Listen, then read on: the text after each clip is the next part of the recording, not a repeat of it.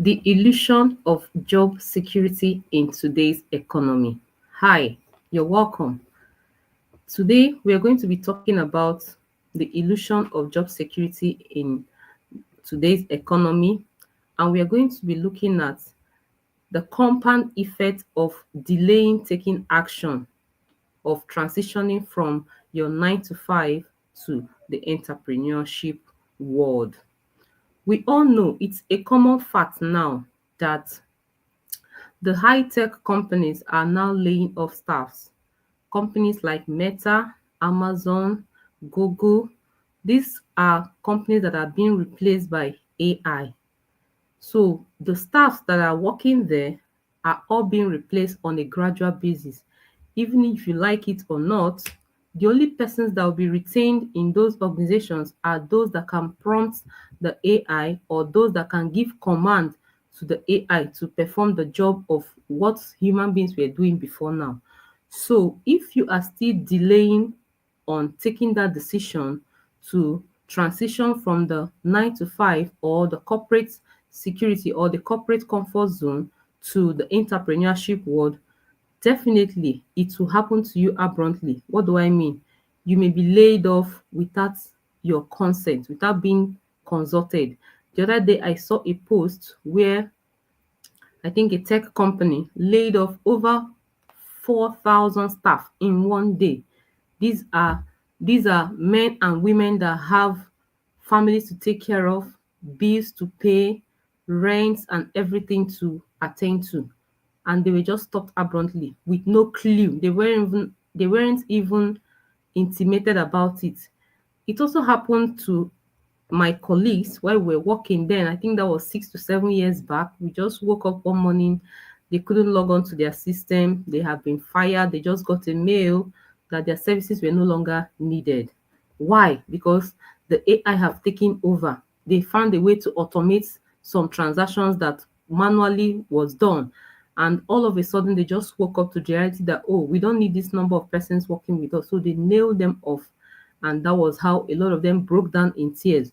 So why would you have to wait till this particular time when you're taken unaware, when you're not guarded, when you're not prepared? And that is why this channel was specially created for you, to tell you the things you need to know on the effect of the effect the delay is going to cause to you. See, one of the effect of the delay, or one of the compound effects of delaying your transition from the 9 to 5 to the entrepreneurship world in today's economy, because this is the era of entrepreneurship. Everybody now is a boss. You are a boss over your skill, you're a boss over your talent, you are a boss over your gifting. So you have to mind your own business. For those of us that are Christian, the Bible says we should learn to mind our own business. What business is the Bible talking about? Is the business of your talent, the business of your knowledge, the business of your experience, the business of your expertise. You should mind that business, the business of you. You are the business. So the earlier you start minding it, the better. Now, the compound effect is this: while you're busy attending to other people's business, your own business is suffering. You're wasting a lot of your time. You're wasting a lot of your time attending to other people's business than building your own business, which is building your brand. Like I stated yesterday, day one of 365 days of sharing value, that your 9 to 5 job is not a life sentence. You know, when you put somebody on life sentence, person will not come out of the prison till they die. It's not a life sentence. Rather, it's a launching pad. You know what's a launching pad? Yes, it's a launching pad to build you, to show you and train you on the skills you need as an entrepreneur. Like for me, the 10 years I spent in my 9 to 5, the whole things I learned, all the trainings I went through, all the drilling, that is what I'm using now to mind my business. Because in that my 9 to 5, it was highly structured. It was highly structured. Everything, there is standard of operation. They call it SOP for everything you want to do. There is structure, there is system, there is procedures, there is strategy, there are rules and regulation. In fact, it's a complete, it's an embodiment, is an industry. So your job in that your 9 to 5 now is to study the system, study the pattern, study how things are done, study how the finances go through, study how your boss runs the establishment, bears the loss, everything, study him, because your boss is the real entrepreneur. The person you're working for is the real entrepreneur. So see what he or she is doing. Put your eyes down. Don't just like say, it's not my business. After all, I'm being paid salary. I'm not paid to do this. I'm not paid to do that. This is just my KPI, my key performance index. This is exactly just what I'm meant to do. And after doing that, you just fold your hands and say, I'm waiting for my salary at the end of the month. See, you have to learn to do the extra. You have to learn to put your eyes into other aspects of the organization, so that when you are now in the entrepreneurship world, you would have gotten a hands-on experience of what it looks like, because you are trying to put your eyes in other aspects of the structure where you are coming from, which is your launching part, which is your 9 to 5 job. Okay, so that was exactly what I did while I was working there. I didn't just do only what is stipulated for me in my offer letter. Rather, I went through various departments. I went this month. I said I volunteered. Nobody sent me, because nobody will tell you. I volunteered that, oh, ma'am, please, can I work in this department this month? Say, oh, that's fine. The next month I shifted. I tasted all the departments, and I have at least a foundational knowledge of what it looks like to work in those departments. And today I have great skills in closing sales, because even went to the sales department. I also went to the customer experience department. I have great skills in trying to ask customers questions, getting the right question from them to close the sales. These are what I learned them. So now the compound interest, did I say compound interest? Pardon me, please. The compound effect of you not taking that bold step is that you're robbing yourself of your time while tending to other person's business. You're robbing yourself of the opportunities that lies out there, because you're only restricted to just one opportunity, which is your job function at the moment, without knowing that, oh, there are so many other things you can do with your time. There are so many other things you can do with your talent. There are so many other things you can do with your knowledge. But because you're so myopic, like you're scared of the outside world, you'll be restricted to just one particular way of thinking, and that's not going to be so helpful for you. Okay, so that's one of the major compound effect of not taking that leap. That's the illusion. That's the illusion. It will not be so clear to you until you are out.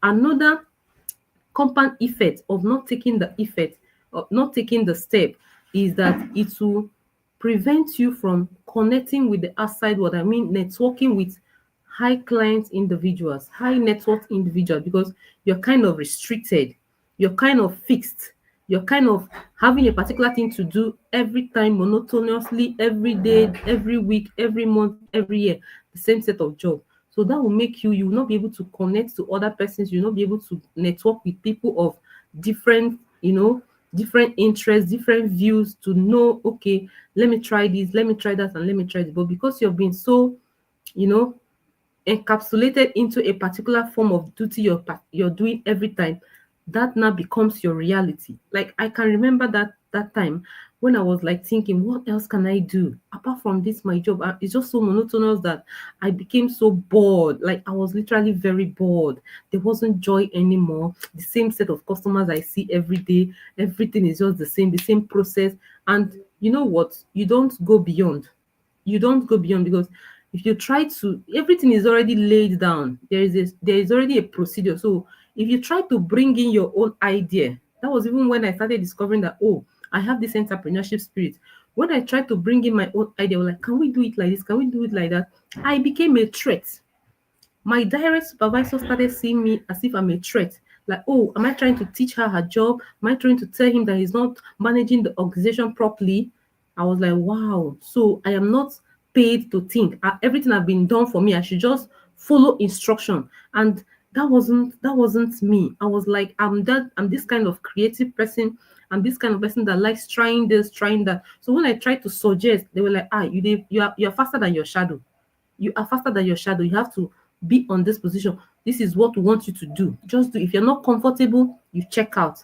That was when I knew that, oh, this is a trait of an entrepreneur. I have the trait. And that was when I started developing that trait. I said, okay, now I'm not going to say anything. I zipped my mouth, but I was observing.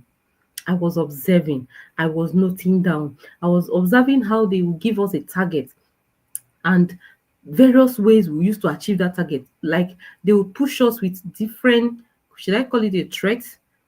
No, it's not a threat, rather it's called carrot and stick approach. Yes, when you perform very well you get the carrot, when you didn't do very well you get the stick. So it's carrot and stick approach. And I learned that strategy. I was like, wow. So if you actually want people to meet and surpass a particular target, set a carrot for them, and definitely they'll go for the carrot. Then if they don't meet up, give them the stick. So that approach, I learned it. So these are the things I picked up from where I am, and that was when the illusion started going off me. It became clear that wow, really, I can really take this leap. I can really take this leap.